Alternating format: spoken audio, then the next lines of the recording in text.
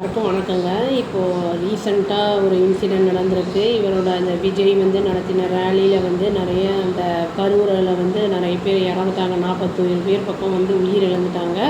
நிறைய பேர் ஹாஸ்பிட்டலைஸ் ஆகி ரெக்கவர் ஆகிக்கிட்டு இருக்காங்க அப்படிங்கிற மாதிரி நியூஸ் வந்துட்டுருக்கு. இந்த மாதிரி வந்து ஈவெண்ட்ஸை சிமிலராக இதே மாதிரி ஈவெண்ட்ஸை வந்து நெக்ஸ்ட்டு 2 வீக்ஸுக்கு வந்து அவங்க வந்து பிளான் பண்ணி வச்சுருந்துருக்காங்க.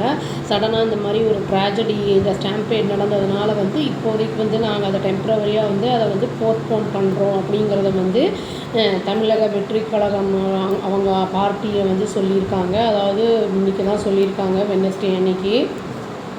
விஜய் அவங்க என்ன பண்ணியிருக்காருன்னா, புறப்பட்டிருக்காரு பீப்புளை மீட் பண்ணோம் இனிஷியேட்டிவ் எடுத்து சாட்டர்டே அவர் வந்து கிளம்பியிருக்காரு அப்படிங்கிற மாதிரி நியூஸ் வந்திருக்கு. பட் டேட் மென்ஷன் பண்ணல.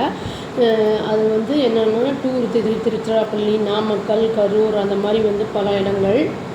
அந்த மாதிரி எல்லா இடங்களுக்கும் போகும்போது தான் இந்த கரூரில் வந்து இந்த கோர சம்பவம் வந்து நடந்திருக்கு. சோஷியல் மீடியா அப்டேட்டில் வந்து பார்ட்டி அஃபீஷியல் அவங்க வந்து என்ன சொல்லியிருக்காங்கன்னா, பாயிண்ட் அவுட் பண்ணியிருக்காங்க. அதாவது கரூர் ட்ராஜடி அந்த இதை பற்றி வந்து சொல்லியிருக்காங்க. என்னென்னா, நாங்கள் ரொம்ப வருத்தமும் வேதனையும் அடைகிறோம். இந்த மாதிரி வந்து 41 பேர் இறந்ததுக்கு எங்களுடைய சகோதரர்கள் அப்படிங்கிற மாதிரி வந்து சொல்லியிருக்காங்க. இந்த மாதிரி ஒரு சிச்சுவேஷனில் வந்து எங்கள் லீடர், அதாவது எங்கள் லீடருங்கிறத வந்து விஜயை வந்து மென்ஷன் பண்ணியிருக்காங்க அந்த பார்ட்டி ஆளுங்க. நெக்ஸ்ட்டு 2 வீக்ஸ்க்கு வந்து அவங்க பிளான் பண்ணியிருந்தாங்க இல்லையா, அந்த ப்ரோக்ராம்ஸ் எல்லாத்தையும் வந்து நாங்கள் தற்காலிகமாக வந்து அதை தள்ளி வைக்கிறோம் அப்படிங்கிறத வந்து அவங்க சொல்லியிருக்காங்க.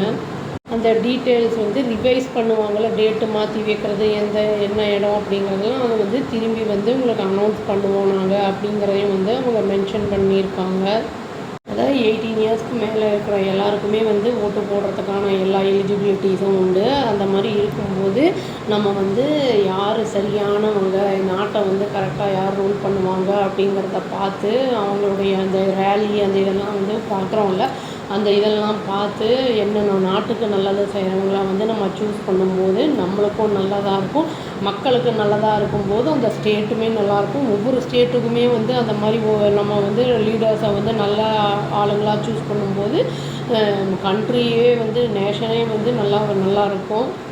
வந்து பிஎம் மோடி வந்து இந்த கரூர் அந்த இன்சிடெண்ட்டுக்கு வர முடியாதனால ஃபினான்ஸ் மினிஸ்டர் வந்திருக்காங்க. அவங்க வந்து இதை பற்றிலாம் வந்து ப்ரோவ் பண்ணிகிட்டு இருக்காங்க. அப்புறம் பிஜேபி எம்பி இந்த ஹேமமாலினி அப்படிங்கிறவங்களும் வந்து வந்திருக்காங்க. அவங்க டீமோடு வந்திருக்காங்க. இதை பற்றி என்ன ஏதுன்னு தெரிஞ்சுக்கிறதுக்கு மக்கள்கிட்டலாம் வந்து விசாரிச்சுக்கிட்டு இருக்காங்க, விசிட் பண்ணிக்கிட்டு இருக்காங்க ஒவ்வொரு இடமா. இப்போ பல பேர் பல விதமாக பேசுகிறதுனால ஒரு சிலர் வந்து கவர்மெண்ட்டை குறை சொல்கிறாங்க, சில பேர் வந்து விஜயோட பார்ட்டி வந்து தப்பு அப்படிங்கிற மாதிரி சொல்கிறாங்க. நம்ம கன்க்ளூஷனுக்கு வரவே முடியாது. இது ப்ரோவெல்லாம் முடிஞ்சதுக்கு அப்புறம் தான் என்ன ஏது அப்படிங்கிறது நம்மளுக்கு ஒரு கிளாரிட்டி கிடைக்கும். எல்லாம் அவ்வளோதாங்க. Thank you. Please do like, share and subscribe our channel and click the all option and tap the bell icon. Thank you.